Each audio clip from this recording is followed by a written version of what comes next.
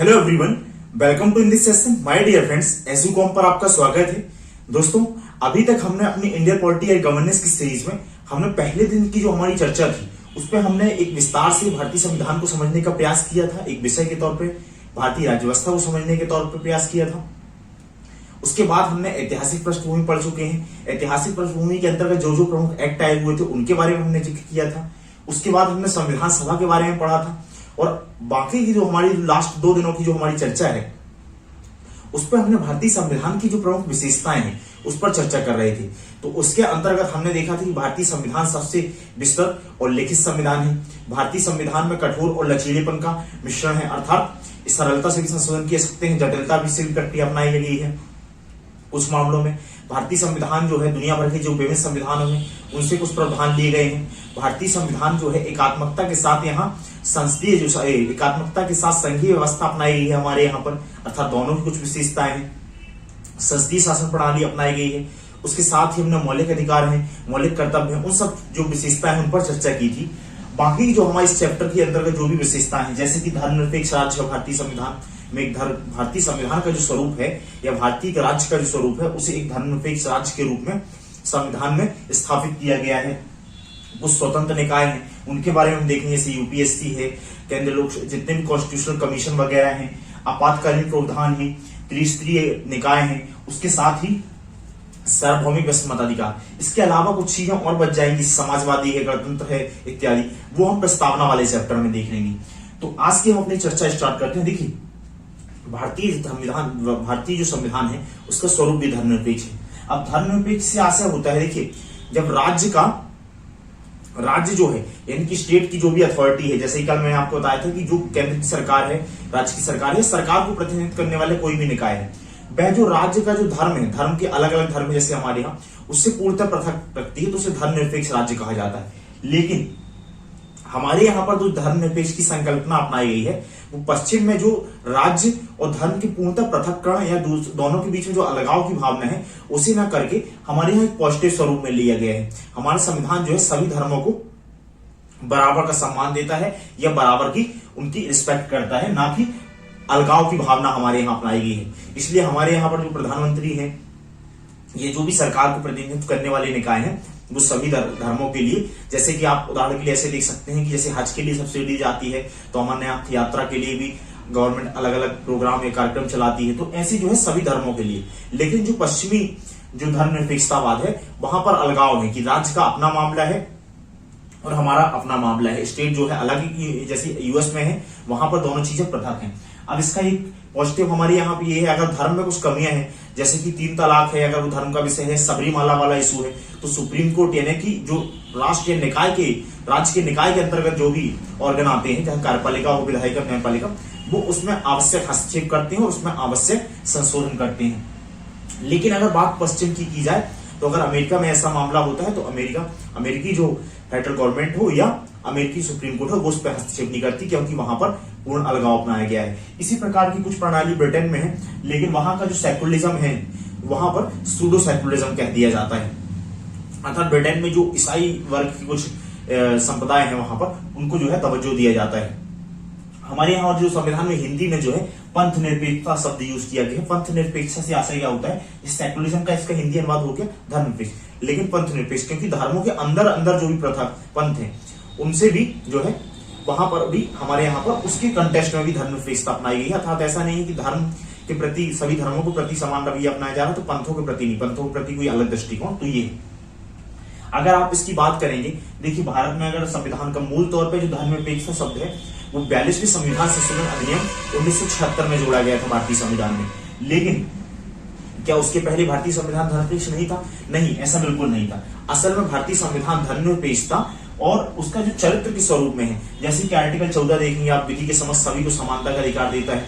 15 जो है धर्म के प्रति जो किसी प्रकार का भेदभाव हो उसे नकारता है। 16 में जो सरकारी जो राज्य सरकारें जितनी भी नियुक्तियां हैं उनके प्रति नकारता है। फिर आपका यहाँ पर जो धार्मिक स्वतंत्रता का अधिकार है 25 से लेके 25, 26, 27, 28 तक, वहां पर सबको स्वतंत्रता मिलती है। आर्टिकल जो 44 है राज्य के नीति निषेध तत्व के अंतर्गत, वो यहाँ पर हमें जो है एक सवा से सिविल संहिता की बात करता है।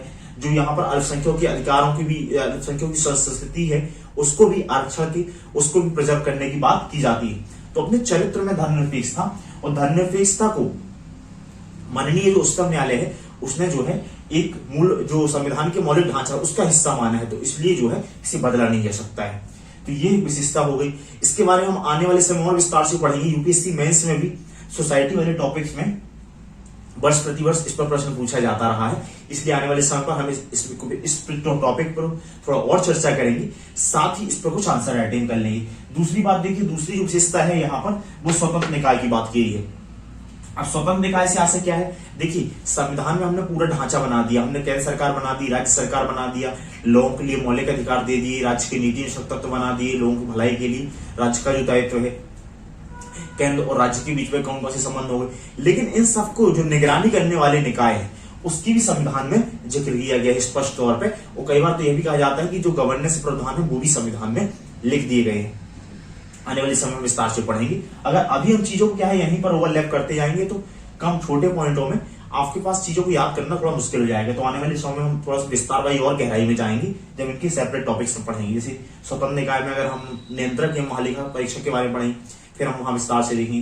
तो देखिए, जो कॉन्स्टिट्यूशन कमीशन है, स्वतंत्र नियंत्रक एवं महालेखा परीक्षक है, संघ लोक सेवा आयोग है, राज्य लोक सेवा आयोग है, तो जो इस तरीके के निकाय बनाए गए हैं जो एक प्रकार से वॉचडॉग का काम करते हैं, इलेक्शन कमीशन है, जो देश में जो व्यवस्था बनाई गई है उसको वॉचडॉग का काम करते हैं, सैद्धांतिक तौर पर ऐसा बनाया गया था और अभी भी वो करते ही हैं। आप देखेंगे निष्पक्ष भर्ती होती है यूपीएससी वगैरह में, तो इनकी ये भूमिका है। हमारे संविधान में स्वतंत्र निकाय को भी जगह दी गई है। तीसरी बात जो है आपातकालीन प्रावधान है। देखिए, जब हमारा देश बना था तब वहां पर जो है राष्ट्र के एकीकरण से संबंधित गणतंत्र को लेकर बहुत चुनौतियां थी।